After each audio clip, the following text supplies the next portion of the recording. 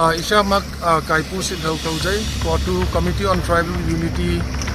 Kangpupi Cedar Hills ki spokesperson amani. Ngasigi ayuk kasida Kotu na thamjaba wafam natraga warip da loinana akoigi Kangpupi ki district ta Imphal Manipur dagi changakpa naha ahum gi matangda Kotu na haibagumna akoigi thamjaba wafam Masigi ayuk sida akoigi Kangpupi SP yaunana Assam Rifle ga loinana akoigi promise to cap tobo haibase todok oina thabak ase pangthau chalani haibase thamjaningi akoigi kuki volunteer singna noibo misam ne haibadagi akoigi khutta leibada noida ati kakai nataga nungai taba kai wakham lei lepungi lamina ban jing yam ti to kamera okay now ne ti thamin to wakham leiba samatang da chama nei ka okay okay loinana numit khara akoi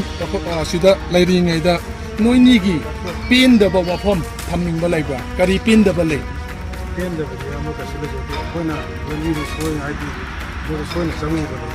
koina soi sana to khaje adu ya ba ni ya na manao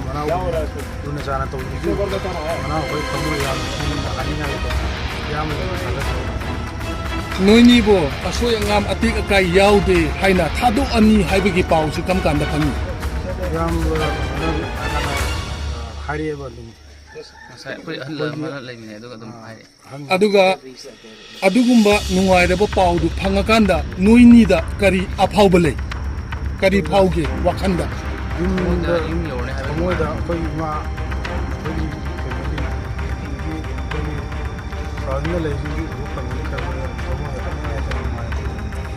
Kuki Jo community singna nupi angang ahal laman natraga innocent oiba khutlai pai daba mi da akoina khut thade haibigi wafam si chapchana Kuki Jo singna lepe haibigi wafam si hanadagi tabi bra natraga honjik aina haiba wafam asida tabada noini gi pukningda pinjaba nungaiba kari aphauba lei Wani no sida yam tina to bo sita ba mo ai hai te kuki ba community ni sida khala sana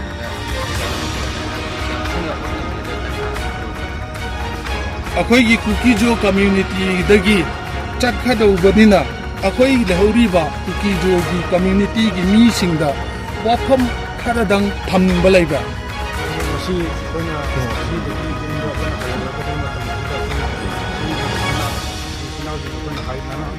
masa mana mo na kon hajani mo di sing akoi sinau ni na tau to khodi mo da mai pa pa ka ba to ko ni masa mana do na masa na to ni sma tun ta ko da nam to ba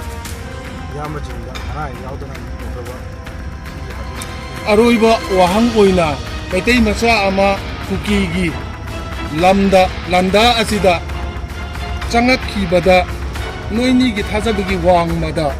Kuki Jo community singna noibu thaduk lakpa haibasi nasa noini na akhoi gi meitai community da kari wafam phongdok ningi koi ahan ba sa ko de koi koi je mangani hai koi thajaba dum chawa lei hai ta aduga sumaina kallani kolani gaina hai ra ko nya wai ra mo ai aduga inawani da aroibada aina thamjaning do wafam si video namakpa sakmai sidati ba alaman singra noini da akoi si Committee on Tribal Unity haibasi khangbiba kita ha da tu di tai ko Kotu haibasi tai ko Kotu haibasi na akoi gi wafam period si leptuna noini bu kannanaba numit mari ni mangan manu asida chelaga sugadaba tawgadaba thabak mayasi tawe haibasi inaw anina chapchana khangbinaba haijari ka nyama ji ko ni mai pa okay chibai ga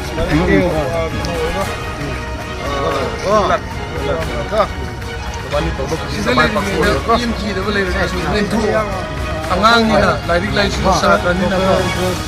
ai em da ngai ebe lo bita ngai riya ngai chalu ko